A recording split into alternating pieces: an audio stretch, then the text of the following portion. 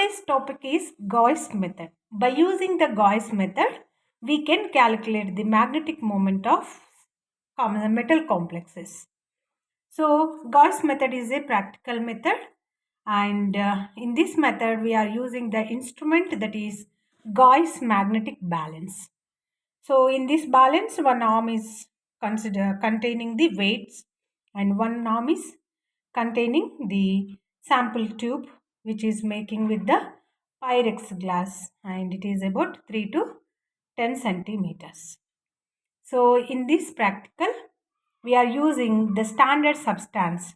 The solid standard substance is copper sulfate, and if we want the liquid standard substance, we are using aqueous nickel chloride. So what practical actually we doing is we taking the weight of a substance in presence and absence of magnetic field. So the difference in weight, that is delta W, is W1 minus W2, that is in presence and absence of magnetic field, can be considered as force. So the difference in weight is considering as force. This force is acting to bring the sample into the field. Okay, so here the force, as I said, the force can consider as difference in weight into G, where delta W is difference in weight of the sample and G is gravitational force. And this force can relates to K, where what is K? K is volume susceptibility of the substance. So F relates to K by this expression, where this expression is F equals to half K1 minus K2 H2 square minus H1 square A, where this K1 is volume susceptibility of the sample, K2 is volume susceptibility of air, and this H2 is applied magnetic field strength, H1 is Earth's magnetic field, and A is cross-sectional area. So, we can rewrite the equation number 1 as F equals to constant of K1 minus K2, where constant is H2 square minus H1 square A.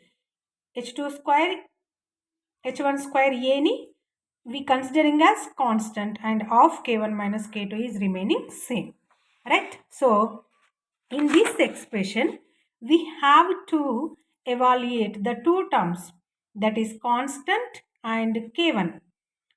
K1 is volume susceptibility of the test substance, right? So, we have to evaluate first constant. Then by using the constant, we can evaluate the K1, right? So, the constant. Constant can be evaluated by measuring the force. This constant can be evaluated by measuring the force for standard substance.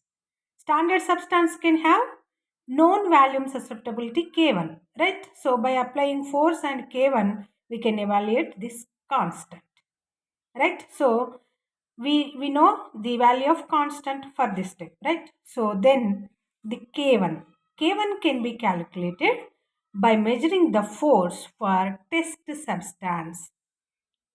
Right? So for test substance, again force is weight in difference, right? So, and we know the value of constant. So by this expression, we can have the K1, right? By substituting the force value and constant value, we can get the K1.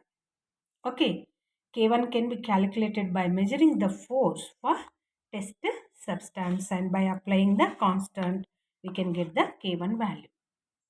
And the K1 value, that is K1 is volume susceptibility, right? So volume susceptibility K relates to chi and chi-m, where chi is gram susceptibility and chi-m is molar susceptibility, right? So chi is K1 by rho, chi-m is Km by rho, where this rho is density of the substance and m is molecular weight of the substance, right? So by these expressions, by applying in these expressions, we will know the molar susceptibility chi-m, right? And in earlier classes, we have derived the expression for magnetic moment is mu equals to 2.83 chi m into T. So from this practical, what we have derived the chi m, that is molar susceptibility, right? So by applying here the chi m molar susceptibility and absolute temperature in this equation, we will get the magnetic moment for the substance. This is the Gauss method we are using to calculate the magnetic moment.